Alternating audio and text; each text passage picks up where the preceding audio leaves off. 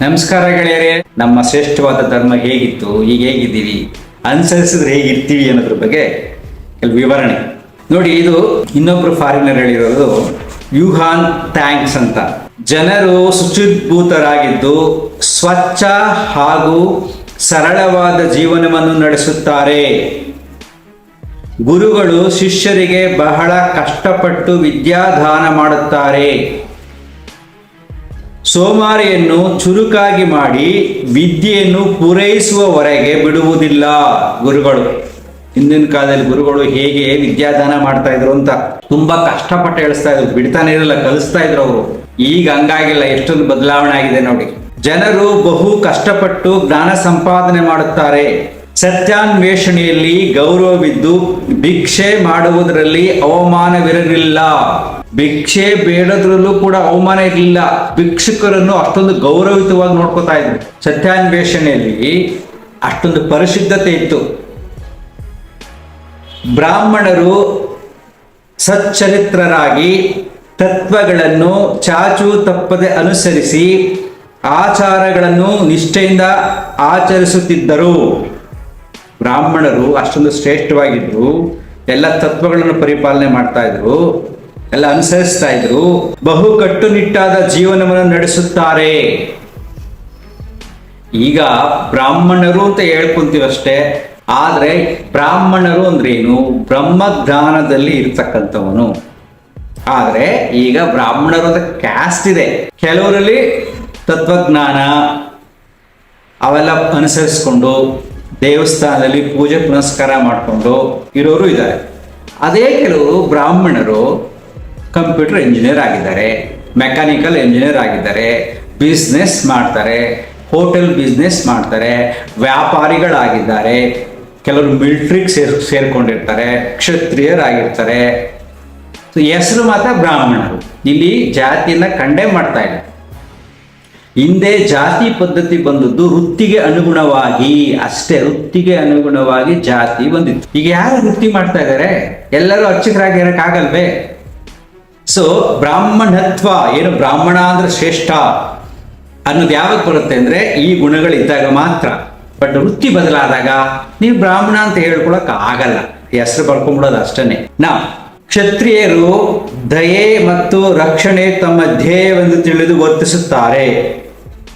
ವೈಶ್ಯರು ಅಥವಾ ವರ್ತಕರು ದೇಶ ವಿದೇಶಗಳಲ್ಲಿ ವಸ್ತುಗಳನ್ನು ವಿನಿಮಯ ಮಾಡುತ್ತಾ ವ್ಯಾಪಾರದಲ್ಲಿ ತೊಡಗಿರುತ್ತಾರೆ.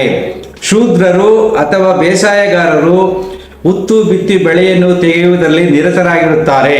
ಅಂದ್ರೆ ವರ್ಣಾಶ್ರಮ ಸಿಸ್ಟಮ್ನಲ್ಲಿ ಅವರವರ ಕೆಲಸಗಳನ್ನು ಶ್ರೇಷ್ಠವಾಗಿ ಮಾಡ್ತಾ ಇದ್ರು. ಸಾಮಾನ್ಯ ಜನರು ಸತ್ಯವಂತರು. ಸಾಮಾನ್ಯ ಜನರು ಕೂಡ ಸತ್ಯವಂತರು, ಕಪಟಿಗಳಲ್ಲ. ನೈತಿಕ ನಡೆನುಡಿಗಳಲ್ಲಿ ಬಹಳ ಶುದ್ಧರು. ಅನ್ಯಾಯವಾಗಿ ಯಾವುದನ್ನು ಮತ್ತೊಬ್ಬರಿಂದ ಕಸಿದುಕೊಳ್ಳುತ್ತಿರಲಿಲ್ಲ. ಮೋಸಗೀಸಕ್ಕೆ ಕೈ ಹಾಕದೆ, ಸುಳ್ಳು ಹೇಳದೆ ನುಡಿದಂತೆ ನಡೆಯುತ್ತಾರೆ.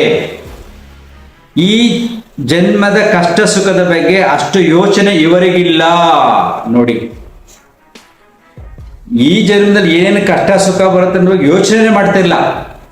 ಅಂದ್ರೆ ಅವರು ಆಧ್ಯಾತ್ಮಿಕ ವ್ಯಕ್ತಿಗಳು, ವರ್ತಮಾನದಲ್ಲಿ ಬದುಕ್ತಾ ಇದ್ರು, ಸುಖವಾಗಿ ಜನ ಬದುಕ್ತಾ ಇದ್ರು, ಮುಂದಿನ ಬಗ್ಗೆ ಭಯಪಡ್ತಿರಲಿಲ್ಲ ಅವರು. ಆಡಳಿತವು ಬಹಳ ಧರ್ಮ ರೀತಿಯಿಂದ ನಡೆಸಲ್ಪಡುವುದರಿಂದ ಜನರು ಅನ್ಯೋನ್ಯತೆ ಮರ್ಯಾದೆಗಳಿಂದ ನಡೆದುಕೊಳ್ಳುವುದರಿಂದ ಪಾತಕಿಗಳ ಸಂಖ್ಯೆ ಬಹಳ ಕಡಿಮೆ ಇತ್ತು. ಸಮಾಜದ ರೀತಿ ನೀತಿಗಳಿಗೆ ವಿರೋಧವಾಗಿ ಯಾರೂ ವರ್ತಿಸುತ್ತಿರಲಿಲ್ಲ. ನೋಡಿ ಎಷ್ಟು ಸೊಗಸಾಗಿದೆ ನೋಡ್ರಿ. ನಮ್ಮ ಹಿಂದೂ ಧರ್ಮವನ್ನ, ಎಲ್ಲ ಶಾಸ್ತ್ರ ಗ್ರಂಥಗಳನ್ನ ಯಾರ್ಯಾರು ಅನುಸರಿಸ್ತಾ ಇದ್ರೋ ನಮ್ಮ ಭಾರತ ದೇಶದಲ್ಲಿ ಎಷ್ಟು ಚೆನ್ನಾಗಿದ್ರು. ಇದನ್ನೆಲ್ಲ ಓಡಾಡಿ ಸ್ಟಡಿ ಮಾಡಿ ಬದುಕ್ತಕ್ಕಂಥವ್ರು.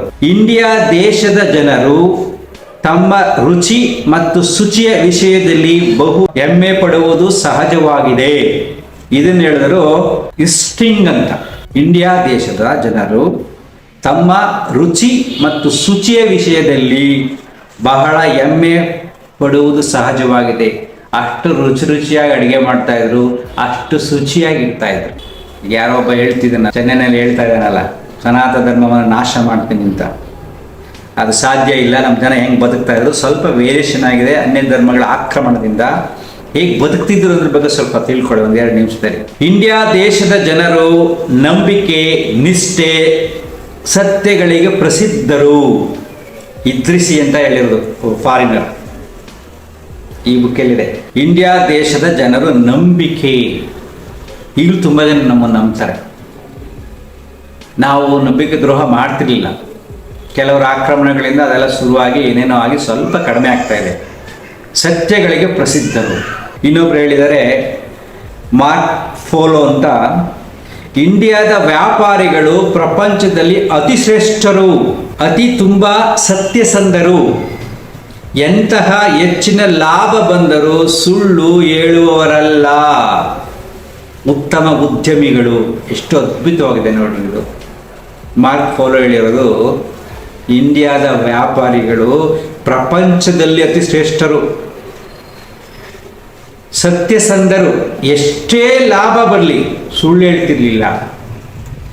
ಈಗ ವ್ಯಾಪಾರ ಅಂದರೆ ಸುಳ್ಳಾಗ್ಬಿಟ್ಟಿದೆ, ಮೋಸ ಮಾಡೋಕ್ಕೆ ಕಾಯ್ತಾ ಇದ್ದಾರೆ.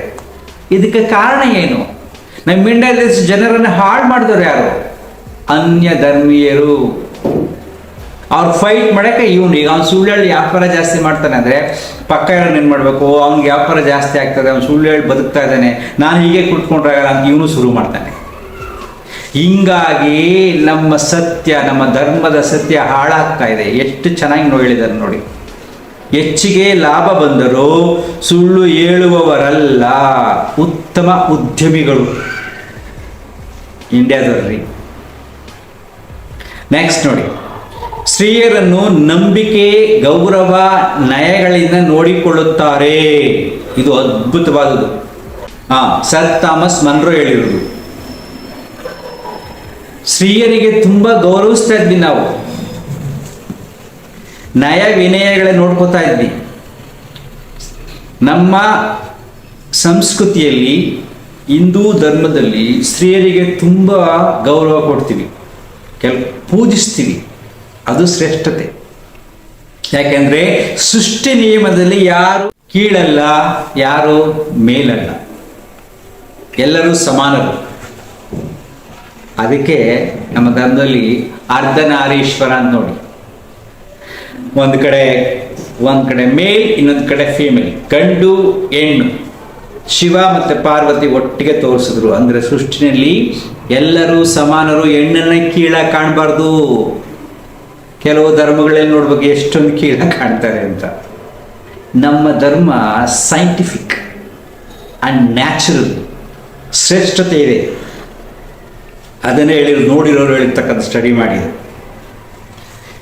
ನೆಕ್ಸ್ಟ್, ಸಾಲಗಾರರು ಸಾಲ ಉಳಿಸಿಕೊಳ್ಳುತ್ತಿರಲಿಲ್ಲ.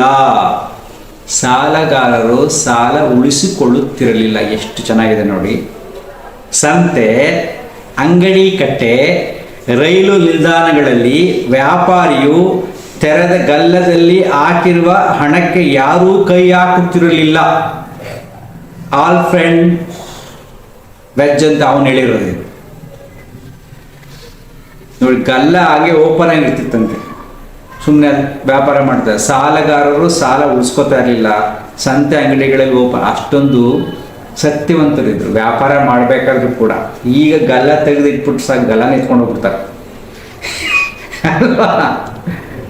ಎಷ್ಟು ವ್ಯತ್ಯಾಸ ಆಗಿದೆ ನೋಡಿ. ಇದಕ್ಕೆ ಕಾರಣಗಳು ಏನು? ಅನ್ಯ ಧರ್ಮಗಳ ಆಕ್ರಮಣ. ಎಲ್ಲ ಕಡೆಯಿಂದ ಬಂದರು. ಕೆಲವು ಬುದ್ಧಿಗಳೆಲ್ಲ ತೋರಿಸು, ಅದು ನೋಡಿ ಕಾಂಪೀಟ್ ಮಾಡಿಕೊಂಡು ಒಳ್ಳೆಯನಾಗಿದ್ದಾನೆ, ಕೆಟ್ಟವನಾಗ್ಬಿಡ್ತಾನೆ ನೋಡಿ. ಆಮೇಲೆ ಭಾರತೀಯರು ಧೈರ್ಯಶಾಲಿಗಳು, ಸದ್ಗುಣಿಗಳು, ಪರೋಪಕಾರಿಗಳು, ಸಂಸ್ಥೆಗಳನ್ನು ಸ್ಥಾಪಿಸುವ ಸ್ವಭಾವದವರು. ಡಿಕನ್ಷನ್ ಹೇಳಿರೋದು. ತುಂಬಾ ಧೈರ್ಯ ಇತ್ತು. ಸಂಘಗಳನ್ನು, ಸಂಸ್ಥೆಗಳನ್ನು ಸ್ಥಾಪನೆ ಮಾಡ್ತಾ ಇದ್ರು, ಉಪಕಾರ ಮಾಡ್ತಾ ಇದ್ರು, ಸೇವೆಯಲ್ಲಿ ನಿರತರಾಗಿದ್ರು ಅಲ್ವೇನ್ರಿ. ಇದನ್ನ ಸ್ಟಡಿ ಮಾಡಿ ಹೇಳಿದ್ದಾರೆ, ಅದಕ್ಕೆ ಹೇಳ್ತಾ ಇದ್ದೀನಿ. ಕೇಳಿಸ್ಕೊಳ್ಳಿ ನಮ್ಮ ಚಾನಲಲ್ಲಿ. ಜೊತೆಗೆ ಸಬ್ಸ್ಕ್ರೈಬ್ ಮಾಡಿ, ಲೈಕ್ ಮಾಡಿ. ಇನ್ನು ಮುಂದಕ್ಕೆ ಹೇಳ್ತೀನಿ ಶಾರ್ಟ್ ವಿಡಿಯೋ. Thank you.